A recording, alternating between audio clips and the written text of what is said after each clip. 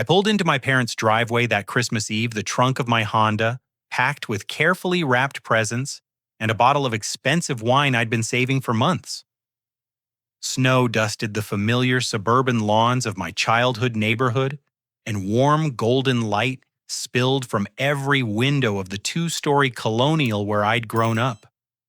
The scent of pine and cinnamon drifted from the house as I grabbed my coat from the passenger seat. This was supposed to be perfect family time, holiday magic, all that nostalgic stuff that made December feel special.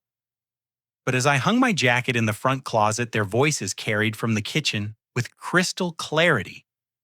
Mom was whispering urgently to Dad and my sister Amanda about moving her family into Frederick's condo because money was tight after Derek lost his construction job.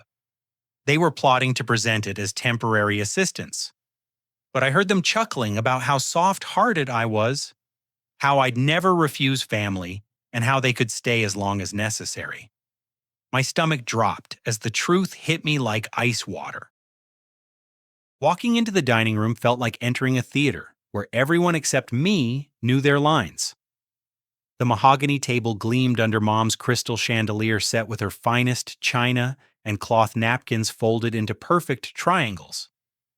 Amanda sat at the far end, her auburn hair pulled back in a messy bun, dark circles under her green eyes that seemed genuine enough. Derek hunched beside her, his broad shoulders slumped in what appeared to be defeated exhaustion, calloused hands fidgeting with his water glass. Their kids, 8-year-old Sophie and 10-year-old Marcus, pushed food around their plates with the kind of listless energy that comes from sensing adult stress without understanding its source. Uncle Bill and Aunt Sarah had driven down from Portland, filling the room with their usual cheerful chatter about their retirement travels and Sarah's new pottery hobby. Grandma Helen occupied her traditional spot at the head of the table, her silver hair perfectly styled, watching everything with sharp blue eyes that missed nothing. The whole scene looked like a Norman Rockwell painting, complete with the massive turkey Dad had spent all day perfecting and Mom's famous green bean casserole that everyone pretended to enjoy. But underneath the holiday warmth, I could feel the undercurrent of anticipation. Mom kept glancing meaningfully at Dad, who cleared his throat several times like he was preparing for a speech. Amanda dabbed at her eyes with her napkin, building up to what I now knew was a performance designed to manipulate my emotions. Then it started. Amanda's voice cracked as she began talking about the eviction notice they'd received last week.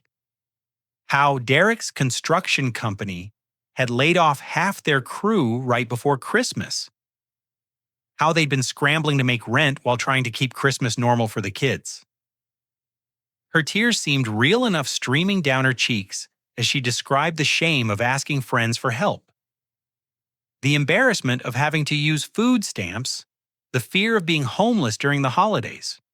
Derek chimed in with his own version of masculine vulnerability, talking about how hard it was to look for work when every construction site was shutting down for winter, how he felt like he was failing as a father and provider. He mentioned having to sell his tools, pawning his wedding ring, all the classic signs of financial desperation that would normally have me reaching for my wallet immediately. Mom and Dad played their parts perfectly.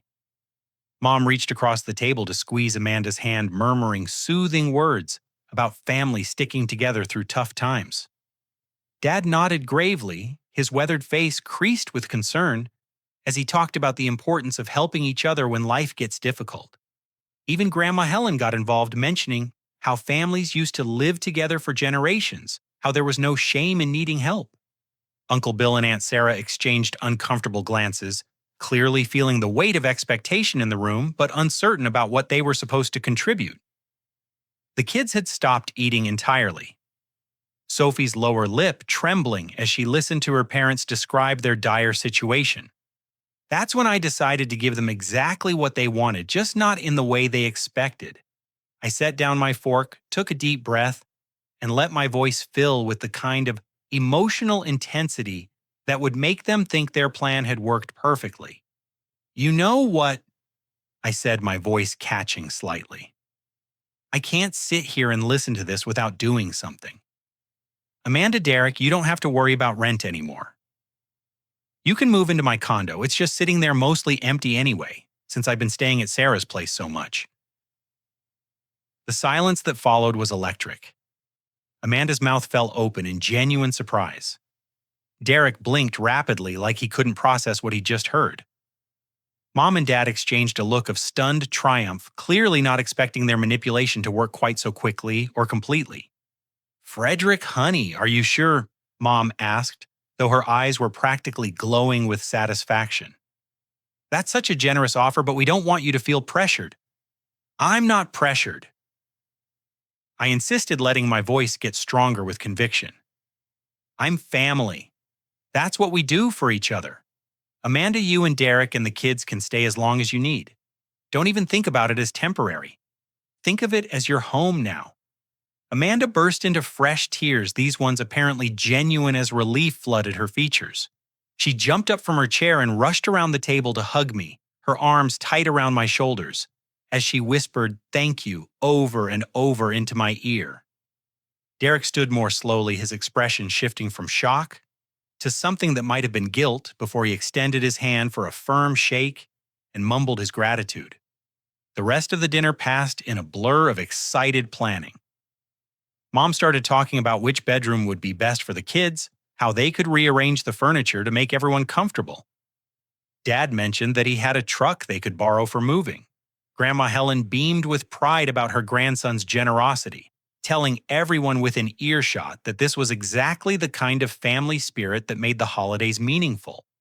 Sophie and Marcus perked up considerably as they began to understand that they weren't going to be homeless after all, that they'd be living in Uncle Frederick's cool downtown condo with the big windows and the swimming pool in the building.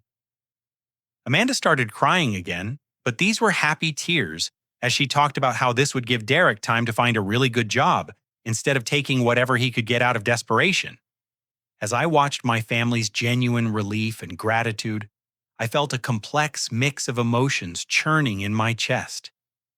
Part of me felt guilty for what I was already planning, but a larger part felt coldly satisfied as I realized that their joy was built on lies and manipulation, that they saw my generosity as weakness to be exploited rather than kindness to be respected. The evening ended with more hugs, more tears, more promises about how temporary this arrangement would be, and how grateful they were to have family they could count on. As I drove home to my own apartment that night, I was already making mental lists of everything I needed to set in motion. They wanted to play games with my generosity, fine, but they were about to learn that I could play those games better than they ever imagined. The week between Christmas and New Year's passed in a whirlwind of activity that would have been heartwarming if I hadn't known the truth behind it. Amanda called me every morning with updates on their packing progress, her voice bright with excitement about their temporary move that was already starting to sound permanent in the way she talked about decorating and settling in. Derek had borrowed his brother's pickup truck, and they'd enlisted several friends to help with the heavy lifting, turning the whole move into a social event. I showed up Saturday morning with coffee and donuts for everyone, playing the role of the supportive brother perfectly. The January air was crisp and clear, with patches of snow still clinging to the shadowy corners of Amanda's apartment complex parking lot. Their current place was a cramped 2-bedroom unit in a complex that had seen better days, with peeling paint on the exterior walls and a parking lot full of potholes that had been patched and repatched over the years. Derek was loading boxes into the truck bed when I arrived, his movements efficient despite the cold.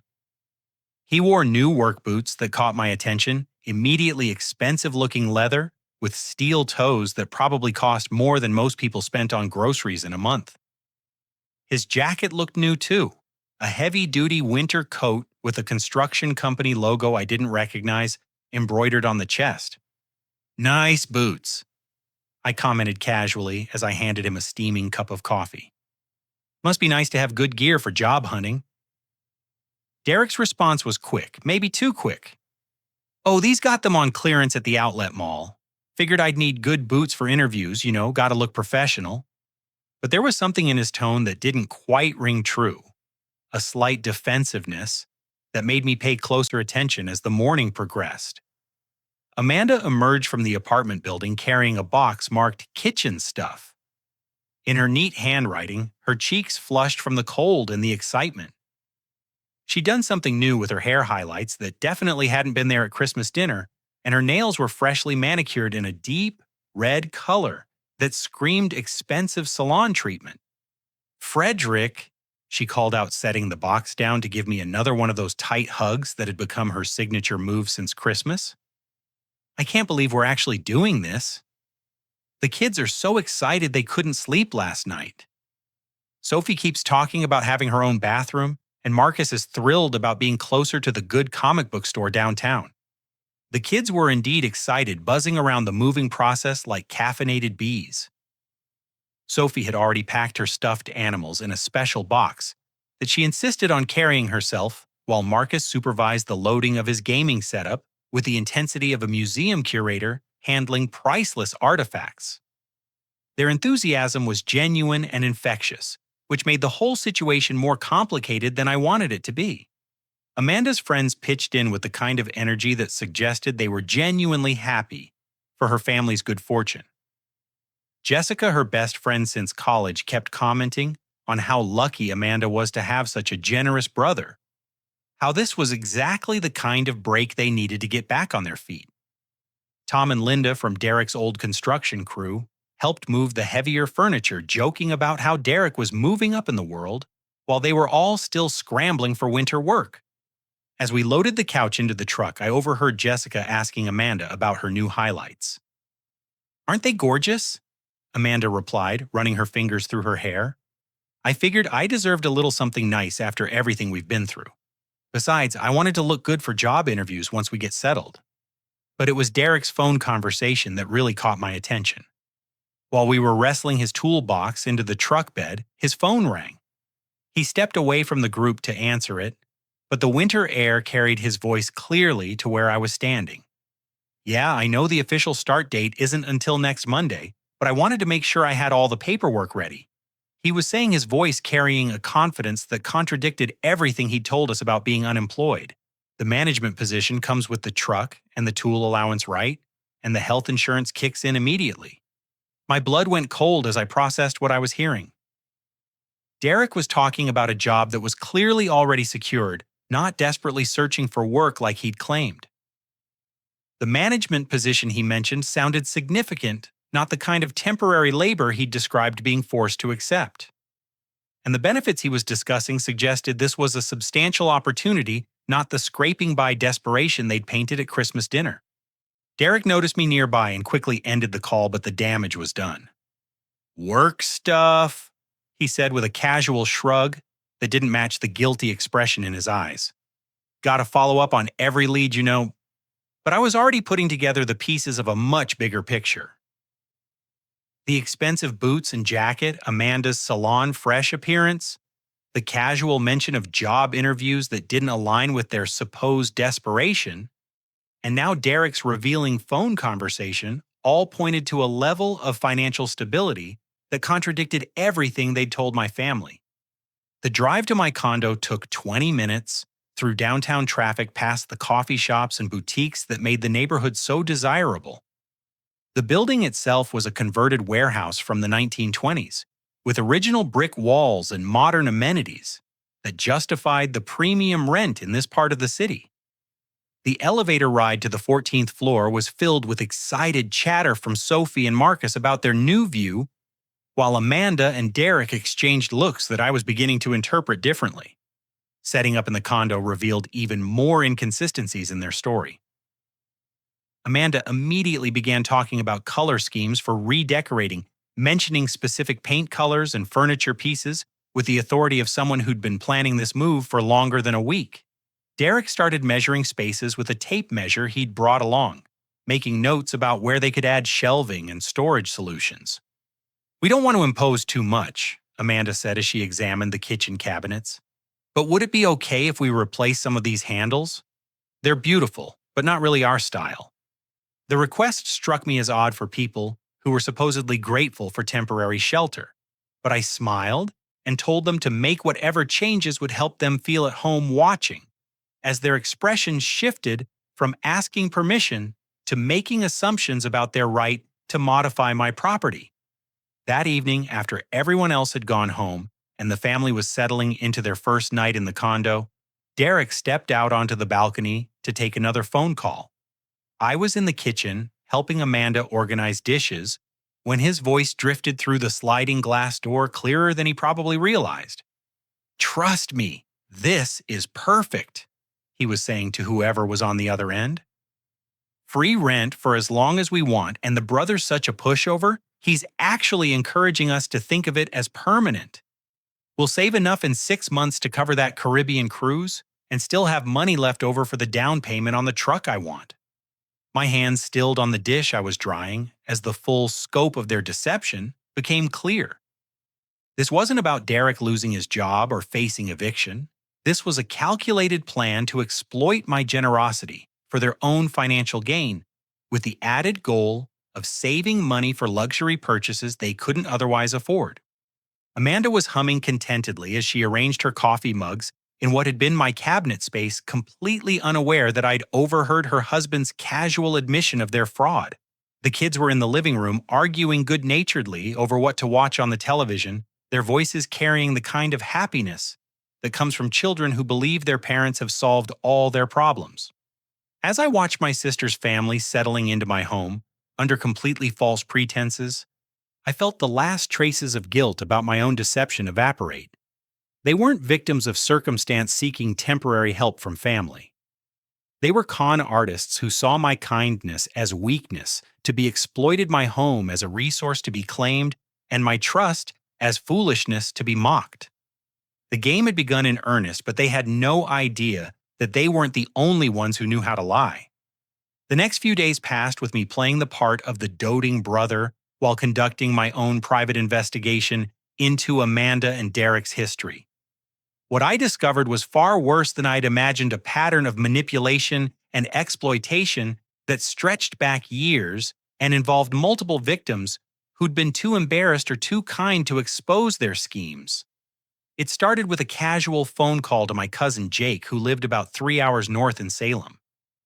We'd always gotten along well, but we didn't talk often, so when I mentioned that Amanda and Derek were staying with me temporarily due to financial hardship, there was a long pause on the other end of the line.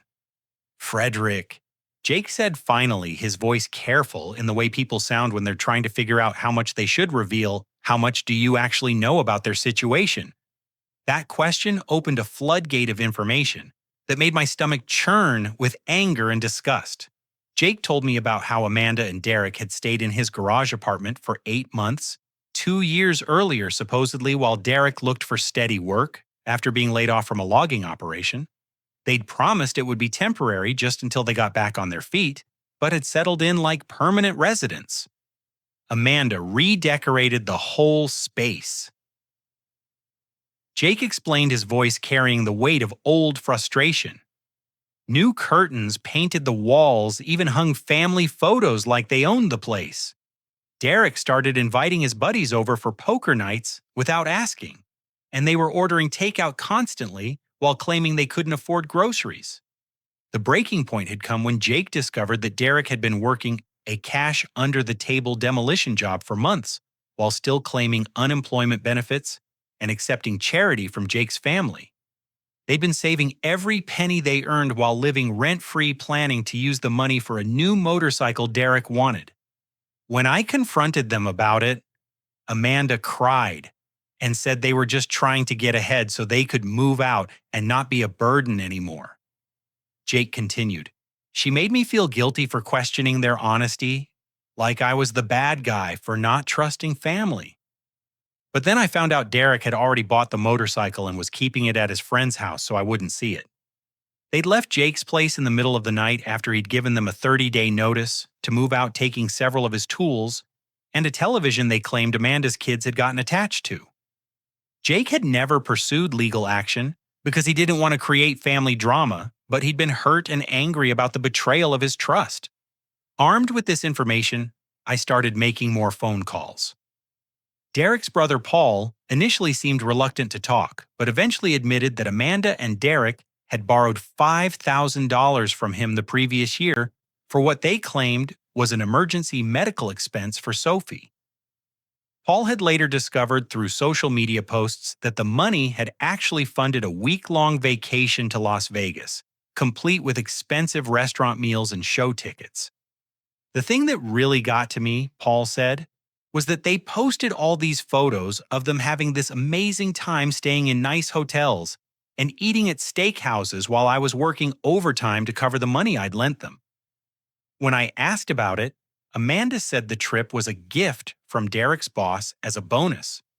But she couldn't explain why they'd needed to borrow money for Sophie's medical bills if Derek was getting bonuses from work. The pattern was becoming depressingly clear. Amanda and Derek had perfected a system of financial manipulation that relied on people's natural desire to help family members in genuine need. They would create elaborate stories of hardship and crisis, accept help with tears and gratitude, then exploit that generosity far beyond what they'd originally asked for. My investigation expanded to their social media presence, which told a very different story than their claims of poverty and desperation. Amanda's Facebook page was filled with photos from expensive restaurants, weekend trips to wine country, and shopping hauls from upscale boutiques. Derek's Instagram showed off fishing trips with high-end gear hunting expeditions with expensive equipment and photos of him working construction projects that looked far too steady and well paid for someone who was supposedly unemployed. The most damning evidence came from Amanda's own posts about their living situation. Just 3 weeks before Christmas, she'd shared a photo of their apartment with a caption about how grateful she was for their cozy little home and how they were exactly where they needed to be right now. There was no mention of eviction notices or financial hardship, just contentment with their current situation. I also discovered that Derek's construction company hadn't laid him off at all. A quick search of public records showed that he'd voluntarily left his previous job to take a management position with a different company, a move that came with a significant salary increase and better benefits. The timing aligned perfectly with their decision to manipulate their way into my condo, suggesting that they'd seen this career advancement as an opportunity to save even more money by eliminating their rent payments entirely. But perhaps the most disturbing discovery was that this wasn't just about money. Amanda had been bragging to her friends about how easy it was to manipulate me, sharing screenshots of our text conversations with commentary about my soft heart and how she could wrap Frederick around her finger whenever she needed something. The casual cruelty of her attitude, the way she mocked my genuine concern for my family's welfare, made me realize that I wasn't just dealing with financial desperation, but with people who genuinely enjoyed taking advantage of others. Even more troubling was the involvement of my parents in these schemes. Further investigation revealed that Mom and Dad had been aware of at least some of Amanda's previous manipulations, but had chosen to look the other way, because they believed family should support family regardless of circumstances. They'd actually encouraged Amanda to ask me for help with housing, knowing full well that she and Derek had the means to support themselves. The evening I spent going through all this evidence was one of the angriest of my life. Sitting in my apartment surrounded by printed screenshots and notes from phone conversations, I felt a combination of rage and betrayal that made my chest tight with emotion. These weren't just lies told in desperation. They were calculated deceptions designed to exploit my love for my family and my desire to help people in need. But the anger gradually transformed into something colder and more focused. If Amanda and Derek wanted to play games with people's generosity, if they thought they could build their financial future on lies and manipulation, then they were about to learn what it felt like to be on the receiving end of deception. I pulled out my laptop and began researching real estate agents' property law and the legal requirements for selling a condominium with tenants in residence. If they thought they were playing chess while I was playing checkers, they were about to discover that I'd been thinking several moves ahead all along. The game was far from over and I was done being the victim. The next phase of my plan required careful timing and meticulous attention to legal details. I spent the following week consulting with professionals who could help me navigate the complex process of selling a property while maintaining the appearance of supporting my family's housing needs. Every conversation I had was calculated to advance my strategy while keeping Amanda and Derek completely unaware of what was coming. My first stop was the law office of Patricia Morrison, a real estate attorney whose reputation for handling complex property transactions was exactly what I needed. Patricia was a sharp woman in her 50s, with silver hair pulled back in a severe bun and eyes that missed nothing as I explained my situation. I was careful to present the facts without revealing my full intentions, describing the sale as a necessary financial move rather than an act of revenge. "So you want to sell the condominium while your sister's family is living there as tenants?" Patricia summarized, making notes on a yellow legal pad.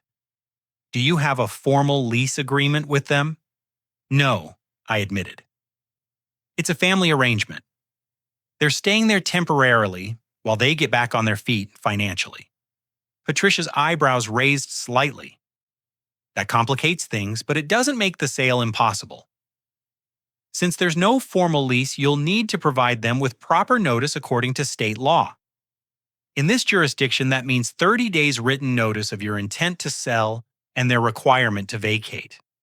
She explained the legal process in detail, emphasizing that everything had to be documented properly to avoid potential lawsuits or claims that I'd acted in bad faith.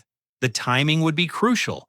I needed to have the property listed and under contract before serving the eviction notice, but I couldn't complete the sale without giving them adequate time to move out. "The key," Patricia explained, "is to ensure that every step you take is completely legal and properly documented. Family disputes over property can get very messy very quickly, so you want to be absolutely certain that you're protected from any claims of improper dealing." My next appointment was with Marcus Chen, a real estate agent who specialized in high-end urban properties. Marcus was recommended by a colleague at work, and his track record of quick sales in competitive markets was exactly what I needed for my timeline to work properly. His office was in a sleek downtown building, all glass and steel with expensive modern furniture that suggested he was very good at his job. "This is a seller's market for properties like yours," Marcus explained as he reviewed the photographs and specifications of my condo. "Downtown units with good views and modern amenities are in high demand. I think we can list this significantly above what you paid for it 3 years ago." He walked me through comparable sales in the building and surrounding area, showing me data that suggested my investment had appreciated considerably since I'd bought it. The numbers were better than I'd hoped, which meant the financial impact of the sale would more than compensate for any short-term inconvenience of finding new housing for myself.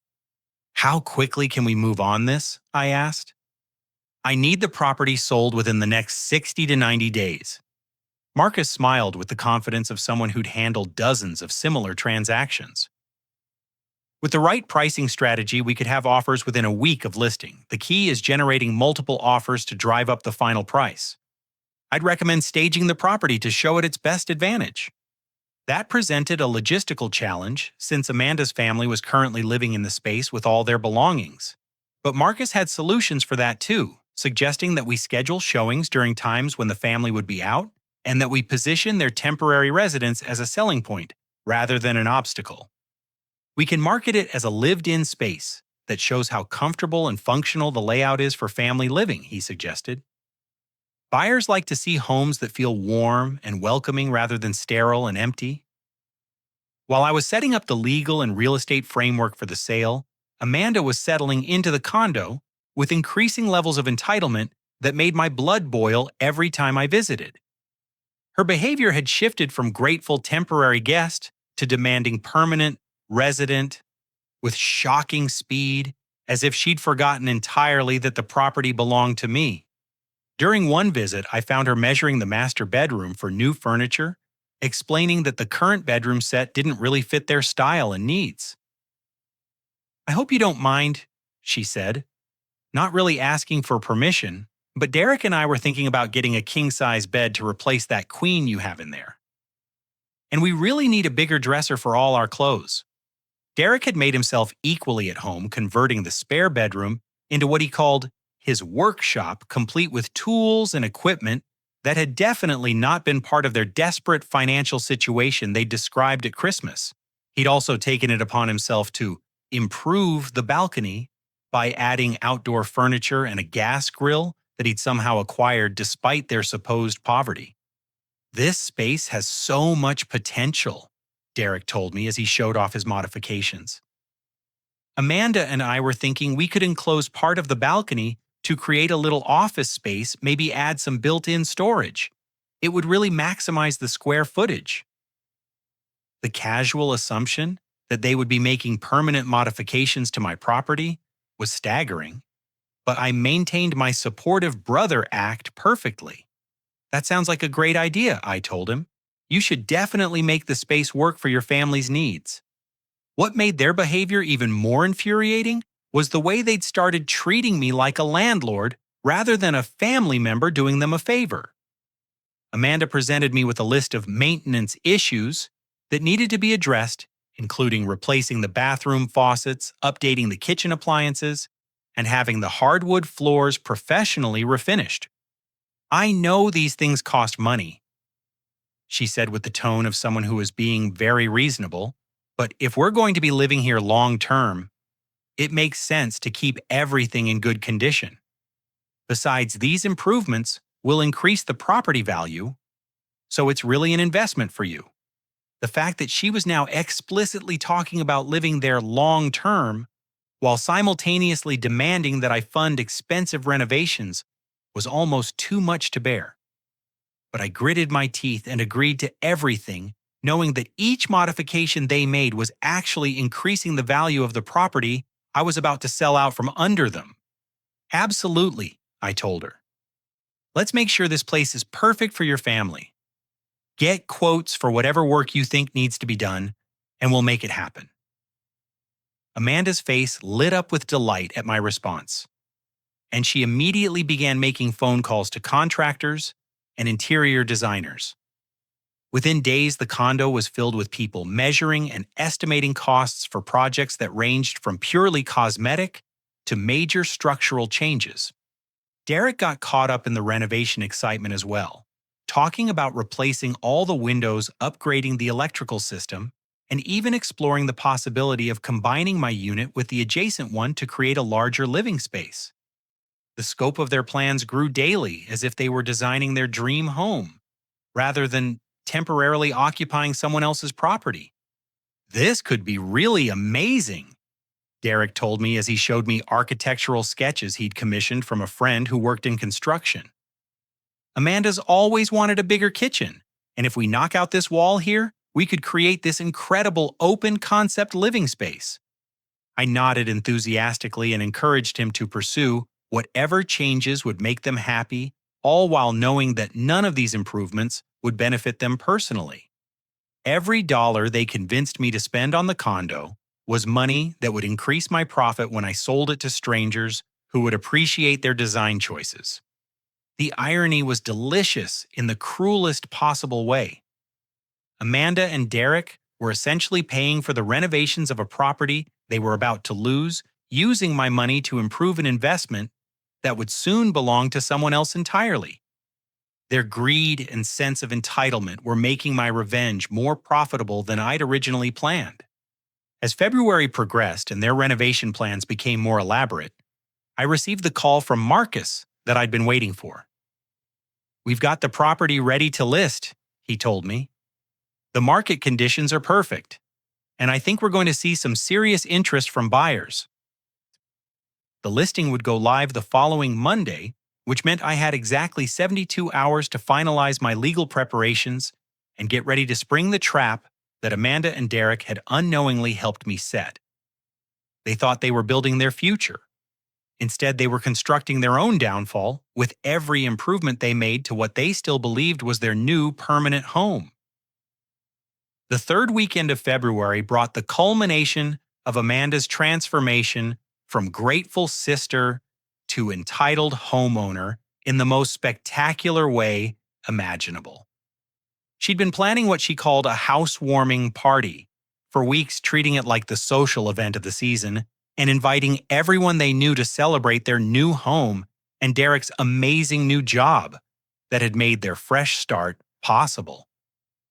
The guest list had grown beyond anything reasonable for the space, with Amanda inviting extended family, Derek's work crew, her college friends' neighbors from their old apartment complex, and even people from Sophie and Marcus's new schools. What had started as a casual dinner party had evolved into a full-scale celebration with catered food, professional decorations, and enough alcohol to stock a small bar. "I want everyone to see how well we're doing," Amanda told me when she called to make sure I'd be there early to help set up. "After everything we've been through, it feels good to have something to celebrate. Plus, I want people to see what an amazing brother I have who made this all possible." The manipulation in that last sentence was breathtaking in its casual cruelty. Even as she was planning to publicly claim my property as her own, she was still positioning herself as the beneficiary of my generosity rather than acknowledging the deception that had made the whole situation possible. Saturday afternoon found me standing in my own living room watching Amanda direct the setup of her party like a master event coordinator.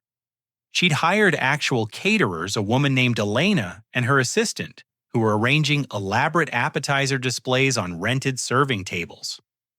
The decorations were professionally done with string lights draped artfully around the room and fresh flower arrangements that probably cost more than most people spent on groceries in a month.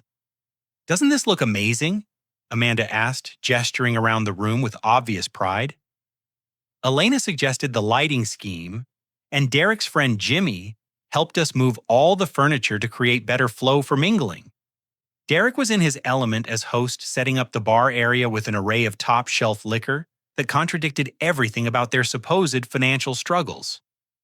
He'd bought new clothes for the occasion, a button-down shirt and khakis, that made him look more successful businessman than unemployed construction worker seeking family charity. "Frederick," he called out when he saw me examining the bar setup. "Come try this bourbon I picked up. It's from a small distillery in Kentucky, really smooth stuff. I figured since we're celebrating, we should do it right." The kids were dressed in new outfits too. Sophie in a blue dress with matching shoes, and Marcus in khakis and a polo shirt that made him look like a miniature version of his father. They were practically vibrating with excitement as they helped arrange chairs and tested the sound system Derek had rented for background music. As guests began arriving around 6 o'clock, I positioned myself where I could observe the evening unfold while maintaining my role as the supportive brother. Uncle Bill and Aunt Sarah were among the first to arrive, bringing a bottle of wine and expressions of amazement at how beautifully Amanda had decorated her new home. Jake drove down from Salem with his wife Susan, and I watched his face carefully as Amanda gave them the grand tour of what she repeatedly referred to as their place. Jake's expression was carefully neutral, but I caught him shooting me meaningful looks when Amanda wasn't watching, clearly recognizing the pattern from his own experience with their manipulation. Derek's work crew arrived in force, a group of rough-around-the-edges guys who seemed genuinely happy for Derek's apparent good fortune. They talked about his promotion to site supervisor, his new company truck, and the housing allowance that came with his management position, all details that Amanda and Derek had somehow forgotten to mention during their Christmas sob story. "Man, Derek, you really landed on your feet with this new gig," said a burly man named Tommy, who seemed to be Derek's closest friend at work. "Management position benefits, and your family gets to live in this sweet setup. That's what I call a win-win situation." Amanda's friends from college were equally impressed, and their conversations revealed details about Amanda and Derek's lifestyle that made my jaw clench with suppressed anger. Jessica, Amanda's maid of honor from their wedding, kept commenting on Amanda's recent salon treatments, her new wardrobe, and the expensive skincare products in the bathroom. "I love what you've done with this place. Jessica told Amanda as they stood near the kitchen, wine glasses in hand. It's so much nicer than your old apartment. And that view, you must feel so lucky to have family who can help you live somewhere this nice. Oh, Frederick's been amazing, Amanda replied, loud enough to ensure I could hear her. He insisted we think of this as our permanent home, not just temporary. He said family should take care of each other, and he wanted to make sure the kids had stability and security. The casual rewriting of history was stunning. In Amanda's version of events, I'd been the one pushing for permanency, insisting they stay indefinitely rather than them manipulating their way into free housing with no intention of leaving. She was painting herself as the reluctant recipient of overwhelming generosity rather than the architect of an elaborate con game. But it was Derek's conversation with his new boss that pushed me past the point of no return. Richard Morrison, the owner of Morrison Construction, had arrived with his wife around 8 o'clock, and Derek immediately launched into introductions that made my role in the evening clear.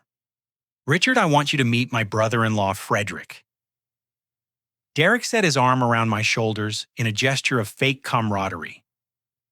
He's the one I was telling you about, the guy who gave us this place to live. Real family man, you know, always putting others first. Richard shook my hand with the kind of firm grip that suggested he was genuinely impressed by what he perceived as my generosity. Derek told me about your situation, he said. It's wonderful that you stepped up to help when they needed it. That's the kind of family values we appreciate in our company. Actually, Derek continued, warming to his theme. Frederick here insisted we stop thinking about this as temporary. He wants us to treat this as our home, make whatever changes we need to make it perfect for our family. That's the kind of brother-in-law everyone should have. Amanda joined the conversation at that moment, wine making her more talkative and less careful about her words. Oh, Richard, you should have seen Derek when Frederick offered this place. He actually tried to turn it down at first because he's so proud, but Frederick wouldn't take no for an answer. He said family doesn't let family struggle when they have the means to help. The lies were flowing so smoothly, so confidently, that I realized they'd probably told this story dozens of times already, refining it with each telling until it sounded completely natural and believable. In their version, I was the insistent benefactor who'd forced my generosity on reluctant recipients rather than the Mark who'd been manipulated into providing exactly what they wanted. We're thinking about putting in hardwood floors throughout the whole place. Amanda continued, gesturing toward the bedrooms. Frederick thinks it'll be a good investment. And since this is our home now, we want everything to be perfect. We're also looking at knocking out the wall between the kitchen and dining room to create more of an open concept. Richard nodded approvingly. Sounds like you've got long-term plans. That's smart thinking, investing in improvements that'll benefit everyone. Oh, absolutely, Derek agreed. We're not going anywhere. This is home now. Frederick made that very clear when he offered the place. He said he wanted the kids to have stability, to know they could count on family. As I listened to them casually discuss their permanent occupation of my property, their elaborate renovation plans, and their complete certainty that I would continue funding their lifestyle indefinitely, I felt something cold and final settle in my chest. This wasn't just about money anymore. It was about fundamental respect and honesty between family members. They weren't grateful temporary guests who'd overstayed their welcome. They were con artists who'd successfully executed a long-term financial scam and were now publicly celebrating their victory over what they clearly considered my stupidity and weakness. The party continued around me, but I was no longer really present in the moment. Instead, I was thinking about the paperwork in my car, the listing that would go live Monday morning, and the 30-day notice that I'd be serving within the week. They wanted to celebrate their new home and their successful manipulation of their generous brother, Perfect. Let them enjoy it while it lasted. Amanda found me later in the evening after most of the guests had moved on to the balcony, where Derek was grilling late-night snacks and showing off the view of the city lights. She was slightly unsteady from wine and emotion, her cheeks flushed with happiness and alcohol.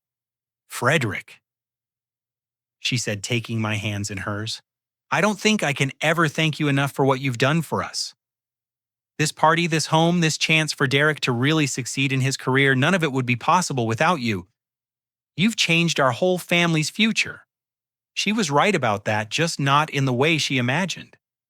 I had indeed changed their family's future, but the change was going to come as a shock that would teach them lessons about manipulation, greed, and the consequences of treating family as marks in a confidence game. "I'm just happy you're all settled and comfortable," I told her, meaning every word in ways she couldn't begin to understand. "Family should take care of each other. We're going to make you so proud," Amanda continued, tears starting to form in her eyes. "Derek's already talking about what kind of business he wants to start once he's saved enough from this management position. And with living expenses taken care of, we can actually start planning for the kids' college funds, maybe take some real family vacations."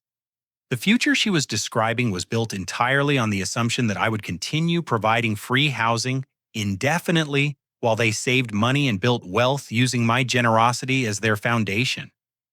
It was a future where they prospered through deception, while I remained their unwitting benefactor, too kind and too stupid to recognize that I was being used. That future was about to come to an abrupt and shocking end, but for tonight, I let her dream and plan and celebrate. Monday morning would bring the beginning of their education about what happened when you mistake someone's kindness for weakness, and when you confuse temporary generosity with permanent entitlement. The point of no return had been crossed not by me, but by them in front of dozens of witnesses who'd heard them claim permanent ownership of property that belonged to me. They'd made their choice publicly and confidently, never suspecting that their victim had been planning their comeuppance all along. Monday morning arrived gray and drizzly, with the kind of persistent February rain that made everything look cold and unwelcoming. I sat in my apartment with a cup of coffee, watching the clock and waiting for Marcus Chen to call with confirmation that my condo listing had gone live on all the major real estate websites. The timing of everything depended on this first domino falling exactly when it was supposed to. At 9:15, my phone buzzed with Marcus's text message, "Listed and already getting inquiries. This is going to move fast." Phase 1 was complete. My property was officially on the market with professional photographs that showcased all the improvements Amanda and Derek had made over the past month. The irony was perfect. Their renovation work was helping to market the home they thought they owned to buyers who would soon displace them. The next call went to Patricia Morrison's office to confirm that all the legal paperwork was prepared and ready for immediate execution. Her assistant, a crisp-voiced woman named Margaret, assured me that the 30-day notice had been prepared according to state law requirements and could be served any time after noon. "Mrs. Morrison wanted me to remind you that once you serve that notice, there's no going back," Margaret said. "The legal process will be in motion, and the 30-day clock will start regardless of any family considerations." "I understand," I told her. "I'm ready to proceed." The beauty of my timing was that Amanda and Derek had left that morning for what they called a house hunting adventure to find a suitable place for Derek's parents to live. Apparently, their success in securing free housing for themselves had inspired them to expand their operation, and they were looking for a rental property where they could install Derek's elderly parents as tenants, while Derek covered the rent as part of his family support plan. Derek had been excited about this new scheme when he'd explained it to me over the weekend. "Dad's been talking about moving closer to us, and with my new management salary, I can afford to help out with his housing costs," he'd said. "We found this great place about 10 minutes from here, perfect for seniors, and the landlord is willing to work with us on the lease terms." What Derek hadn't mentioned, but what I'd figured out through careful questioning, was that his parents were perfectly capable of managing their own housing costs. This was another manipulation, another way to present himself as the generous family man while actually moving his parents closer so they could provide free childcare and household help, while Amanda pursued what she'd started calling her interior design business. They'd left around 10:30 with Derek's parents in tow, planning to spend the day looking at apartments and taking Robert and Susan Morrison out for lunch to celebrate their impending move. The kids were at school, which meant the condo would be empty until at least 3 o'clock, giving me a window of several hours to handle what needed to be done. I parked in the visitor space at 11:45 and sat in my car for 15 minutes, watching the building entrance and making sure Amanda and Derek hadn't returned early. My hands were steady as I gathered the manila envelope containing the legal notice, but my heart was beating faster than normal, as I realized that this was the moment when my months of planning would finally become reality. The elevator ride to the 14th floor felt longer than usual, and the hallway seemed unnaturally quiet as I walked to what had been my front door, but was now effectively Amanda and Derek's residence. I had my key, of course, but I knocked first out of courtesy and to make absolutely certain the place was empty. No answer. I used my key and stepped inside. The transformation of my condo over the past month was remarkable and infuriating in equal measure. Amanda had completely redecorated the living room with new furniture, artwork, and accessories that reflected her taste rather than mine. Family photographs covered the mantelpiece and side tables, showing Derek's extended family vacation trips and happy moments that painted the picture of a family that had successfully landed on their feet. Derek's presence was equally evident throughout the space. His tools and equipment had spread beyond the spare bedroom he'd claimed as a workshop, with construction supplies and renovation materials stacked in the hallway and against the walls. The balcony bore no resemblance to the simple outdoor space I'd enjoyed. It was now an elaborate outdoor room, with expensive furniture, decorative plants, and the gas grill Derek had installed without asking permission. I walked through each room methodically, taking photographs with my phone to document the extent of their modifications and improvements. Every change they'd made, every dollar they'd convinced me to spend on upgrades, every personal touch they'd added to make the space their own. All of it would soon belong to whoever bought the property from me. In the master bedroom, Amanda's presence was overwhelming. Her clothes filled the walk-in closet completely, with Derek's wardrobe taking up the smaller bedroom closet. The bathroom counter was covered with expensive cosmetics and skincare products, the kind of luxury items that people experiencing genuine financial hardship couldn't afford. Their assumption of permanent residence was evident in every detail, from the way they'd arranged the furniture to the personal items scattered throughout the space. But it was the spare bedroom that truly revealed the scope of their deception. Derek's temporary workspace was actually a fully equipped home office and workshop with professional-grade tools, a computer setup, and filing cabinets full of what appeared to be business documents. This wasn't the desperate attempt of an unemployed man to stay busy. This was the workspace of someone planning for long-term success and prosperity. I found the folder marked Morrison Construction Projects and couldn't resist taking a quick look. The documents inside revealed that Derek's new job was even more substantial than I'd realized. His salary as a site supervisor was nearly double what he'd been making at his previous job, with bonuses and benefits that put him firmly in the middle-class comfort zone. The paperwork also showed that his promotion had been planned for months, contradicting their Christmas story about unexpected unemployment and financial crisis. At exactly 12:30, I placed the legal notice on the kitchen counter where they couldn't miss it, positioned it next to a handwritten note I'd prepared. Amanda and Derek. I hope you understand that this decision comes from legal and financial necessity, not from any lack of love for our family. The 30-day notice period begins today, and I'll be happy to help with your transition in any way I can. Please call me when you get home so we can discuss the timeline and logistics. Frederick. The note was carefully crafted to sound reluctant and apologetic rather than calculated and vengeful. Patricia Morrison had advised me that maintaining the appearance of regret about the necessity of eviction would be important if Amanda and Derek tried to challenge the sale or claim that I'd acted in bad faith. I locked the door behind me and drove straight to my office where I tried to focus on work while waiting for the inevitable phone calls. Marcus had texted twice more with updates about buyer interest and potential showing appointments, but I'd asked him to delay any actual showings until after I'd served the notice and dealt with my family's initial reaction. The first call came at 3:47 in the afternoon. Amanda's name appeared on my caller ID and I let it ring 4 times before answering, wanting to sound surprised rather than expectant. Frederick.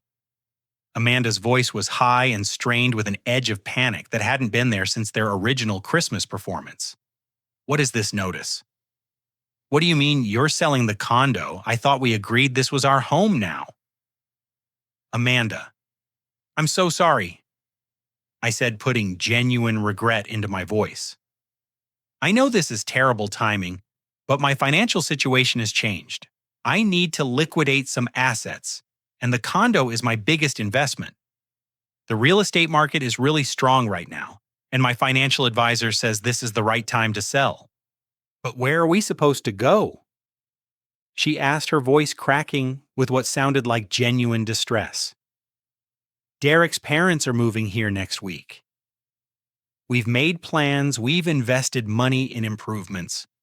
I know, and I feel terrible about the timing, I continued. That's why I wanted to give you as much notice as possible. 30 days should be enough time to find something else, and I'll help with the security deposit and moving costs. Maybe you can find a place that's even better for your family's needs. Frederick, you don't understand, Amanda said, her tone shifting from panic to pleading. We can't just move. This is our home now. You said so yourself. You encouraged us to make changes, to think of this as permanent. I said you could make changes to be comfortable while you were staying here, I corrected gently. I never said it was permanent. This was always intended to be temporary until you got back on your feet, and it sounds like Derek's new job has accomplished exactly that. There was a long pause during which I could hear Derek's voice in the background, though I couldn't make out his words. When Amanda came back on the line, her tone had changed again, this time to anger. This is ridiculous, she said flatly. You can't just decide to sell without warning us. We have rights. We've been living here for over a month, and we've put thousands of dollars into improvements. Amanda, I understand you're upset, but I've followed all the legal requirements for notice, I said, maintaining my patient tone. I consulted with an attorney to make sure everything was done properly. The notice gives you exactly what the law requires. What attorney? Derek's voice came on the line, apparently having taken the phone from Amanda. Since when do you need an attorney to kick out family? This is insane, Frederick. We trusted you. We believed you when you said this could be our permanent home. Derek, I'm sorry you interpreted my offer that way, but I never made any promises about permanency, I replied. I offered temporary housing while you got back on your feet, and that's exactly what I provided. Your new job means you're back on your feet, so the temporary arrangement has served its purpose. This is about money, isn't it? Derek continued, his voice getting louder. You've seen how much we've improved this place, and now you want to cash in on our work. You're going to sell it for a profit using improvements we paid for. The accusation was so close to the truth that I almost laughed, but I kept my voice steady and reasonable. Derek, this is about my financial needs, not about profiting from your improvements. I appreciate everything you've done to make the place more comfortable, but that was always for your benefit, not mine. The call ended abruptly, and I sat back in my office chair with a feeling of satisfaction mixed with exhaustion. The first domino had fallen, and now I could only wait to see how quickly the rest would follow. Over the next 2 hours, my phone rang constantly. Amanda called 6 more times, Derek called 4 times, and my mother called twice, all with variations on the same themes: disbelief, anger, accusations of betrayal, and demands that I reconsider my decision. Each conversation followed a similar pattern, with them expressing shock that I would destroy our family over money, and me calmly explaining that this was a business decision, based on financial necessity. The most revealing call came from my father around 6 o'clock. Unlike the others, Dad's tone was calculating, rather than emotional, suggesting that he understood exactly what was happening and was trying to find a way to manipulate me back into compliance. "Son," he said, using the tone he'd employed when I was a child and had disappointed him, "I think you need to really consider the consequences of what you're doing here. Amanda and Derek have made this place their home. They've invested their money and their future in that property. You can't just pull the rug out from under them because you've decided you want more money." "Dad, this isn't about wanting more money," I replied. "This is about needing to make smart financial decisions. The real estate market won't stay this strong forever, and I need to take advantage of current conditions." "That's a load of bull, and you know it." Dad said, his facade of patience cracking. "This is about you being selfish and greedy. Your sister's family needs stability, and you promised them they could stay as long as they needed." "I never promised permanency," I said firmly. "I offered temporary help, and that's what I provided." "Well, I hope you're happy with yourself," Dad concluded, "because you're about to learn what it feels like to lose your family over money." After that call ended, I turned off my phone and drove home through the rainy February evening, feeling lighter than I had in months. The trap had been sprung, the legal process was in motion, and Amanda and Derek were finally experiencing the consequences of treating family generosity as entitlement to be exploited. They had 30 days to find new housing, pack their belongings, and face the reality of supporting themselves without manipulating family members into providing free resources.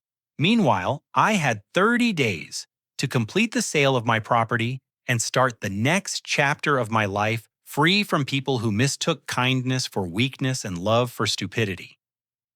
The 78 missed calls that would follow over the next month would tell the rest of the story, but the ending had already been written the moment they decided to treat my generosity as their birthright.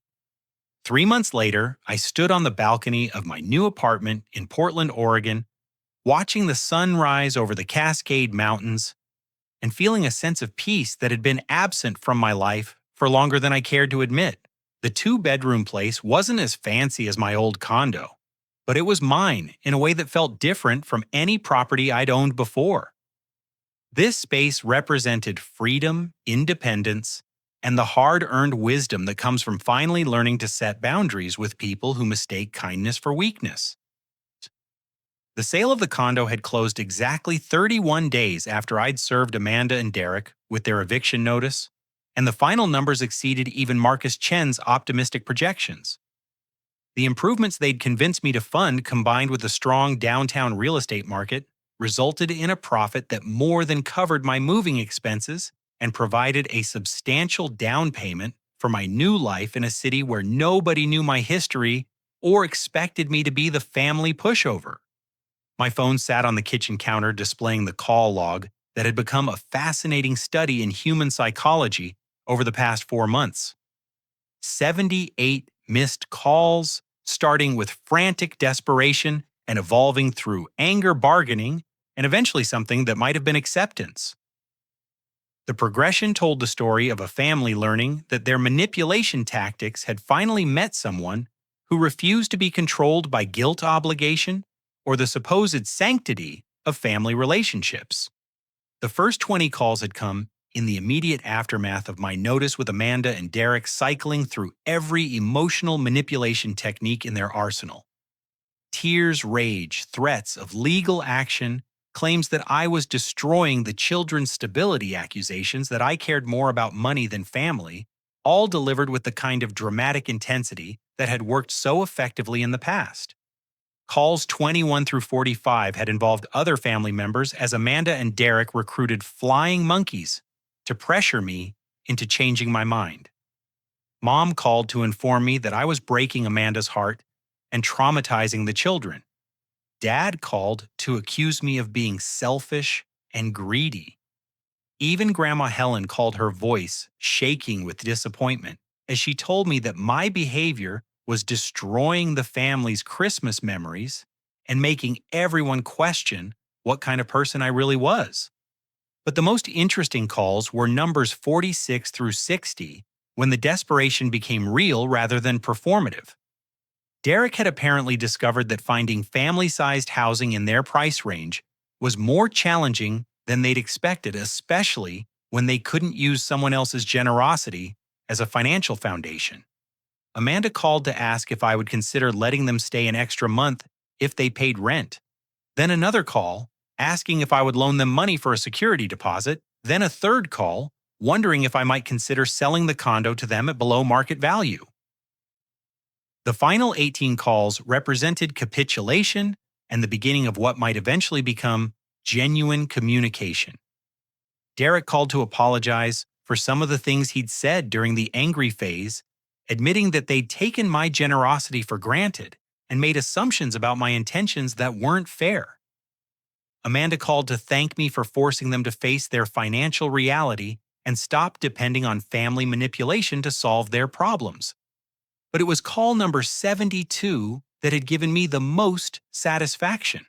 Amanda's voice was different, calmer and more mature than I'd heard in years, as she called to tell me that Derek's new job was actually going really well, and that they'd found a nice 3-bedroom rental house in a family-friendly neighborhood, about 20 minutes from downtown. The funny thing is, Amanda had said, Derek's actually making enough money that we can afford our own place comfortably without needing help from anyone. I think we got so used to taking shortcuts and depending on family that we forgot we could actually take care of ourselves. She'd also mentioned that Derek had turned down several side opportunities that would have involved borrowing money from family members or asking for favors that went beyond reasonable bounds. We decided we want to build our success on our own work, not on manipulating people who care about us, she'd said. It feels better this way, more honest. Call number 76 had come from Derek himself, with an update that surprised me more than anything else in this entire story. He'd been promoted again at Morrison Construction, this time to regional supervisor based entirely on his work performance and leadership abilities rather than his skill at emotional manipulation.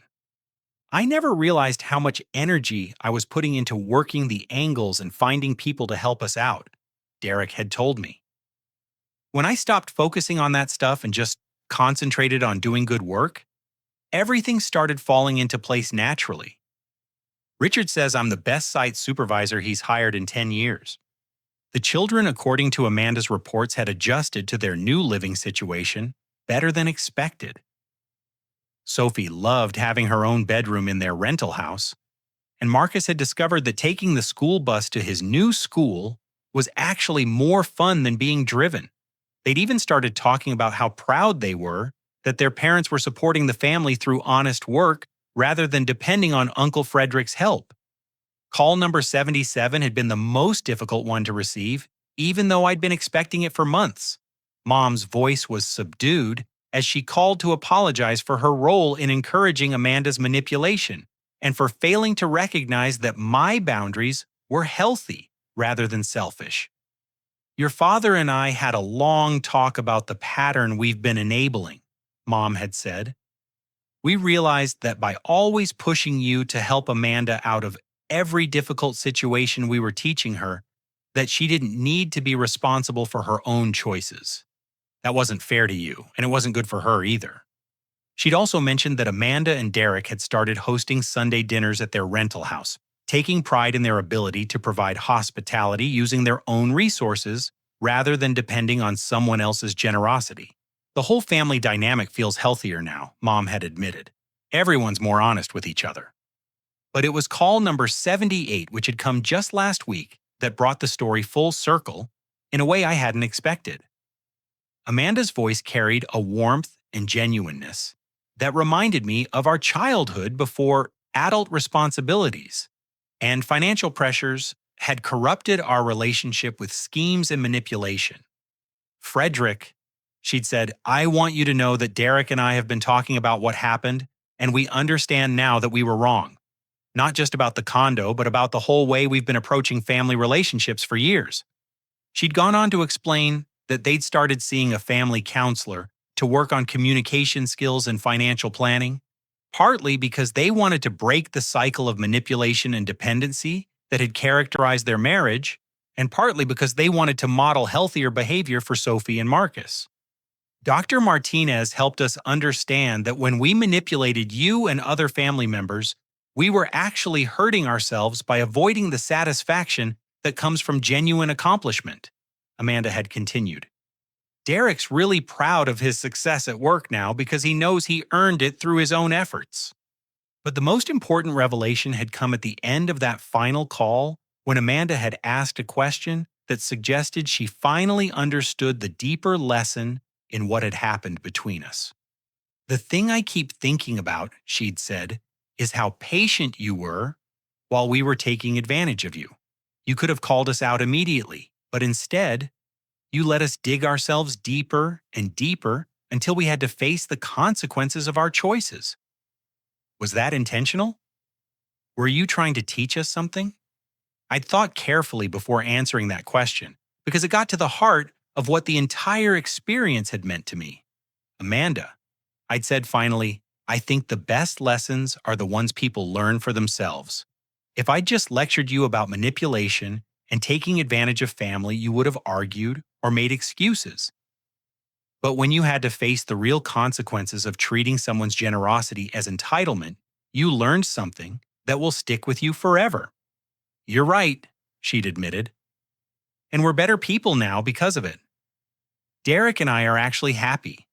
Really happy in a way we haven't been in years. We're proud of what we're building together." As I reflected on those 78 calls and the journey they represented, I realized that the real victory hadn't been in selling the condo or getting revenge on people who'd manipulated me. The real victory was in the transformation of my family relationships from patterns of exploitation and enabling to something that resembled genuine mutual respect and healthy boundaries. Derek had discovered that he was actually quite good at his job when he focused on excellence rather than shortcuts. Amanda had learned that she was capable of managing a household and supporting her family's goals without depending on manipulation and lies. The children had learned that their parents were strong and capable people who could provide for their family through honest work. Even my parents had learned valuable lessons about the difference between helping family members in genuine need and enabling destructive patterns that prevented people from developing self-reliance and personal responsibility. But perhaps most importantly, I had learned that kindness without boundaries isn't actually kindness at all. It's enabling behavior that ultimately hurts everyone involved. True generosity requires the wisdom to know when helping someone means giving them what they need to succeed, and when it means refusing to participate in their schemes to avoid personal responsibility. The morning sun was getting stronger now, painting the mountain peaks with shades of gold and pink that made the whole landscape look like something from a postcard. My coffee was getting cold, but I didn't mind. This was my time, my space, my life. Built on my own terms, without the constant drama of family members who saw my success as their entitlement. I thought about the upcoming holidays and how different they would be this year. Amanda had already invited me to Christmas dinner at their rental house, with the understanding that it would be a celebration of what they'd built through their own efforts rather than a manipulation session designed to extract more favors from the family pushover. The invitation felt different because it came from a place of genuine affection rather than calculated strategy. Amanda and Derek wanted me there because they valued my company, not because they were working an angle or setting up their next scheme. That was the kind of family relationship worth maintaining. My phone buzzed with a text message, and I glanced down to see Amanda's name on the screen. "Derek got another promotion, regional manager now with his own office and everything. We're taking the kids to Disneyland to celebrate, and we're paying for the whole thing ourselves. Thank you for teaching us that we're stronger than we thought we were." I smiled as I typed back, "Congratulations! You both earned this through your hard work. Enjoy the vacation." As I set the phone back down and returned to watching the sunrise, I reflected on the deeper lessons that emerged from this entire experience. Family relationships, like all healthy relationships, require mutual respect, honest communication, and clear boundaries about what behavior is acceptable and what crosses the line into exploitation. Love doesn't mean accepting unlimited manipulation from people who claim to care about you. Generosity doesn't require you to fund other people's lifestyle choices while they lie about their circumstances. Being a good family member means supporting others in their efforts to become stronger and more self-reliant, not enabling them to avoid the personal growth that comes from facing challenges honestly. The most profound realization was that by refusing to continue enabling Amanda and Derek's manipulation, I hadn't damaged our family relationships. I had saved them. The people calling to thank me for forcing them to face reality and develop genuine self-respect were healthier, happier versions of the family members I'd been unknowingly undermining through misguided generosity.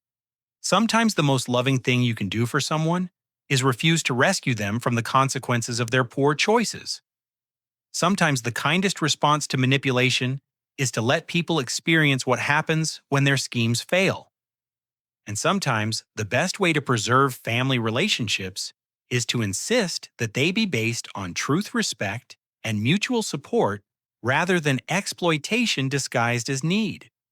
The sun was fully up now, promising another beautiful day in a city where I could build the life I wanted without constantly looking over my shoulder for the next family crisis that would require me to sacrifice my own goals for someone else's schemes.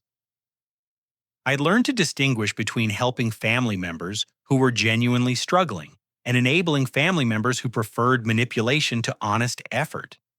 That wisdom was worth more than any property I could own because it gave me the foundation for building relationships based on authentic connection rather than the exhausting cycles of crisis rescue and resentment that had characterized my family interactions for too many years.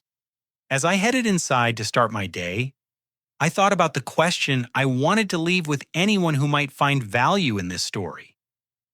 When someone in your life consistently creates crises that require your rescue, are you actually helping them by providing that rescue?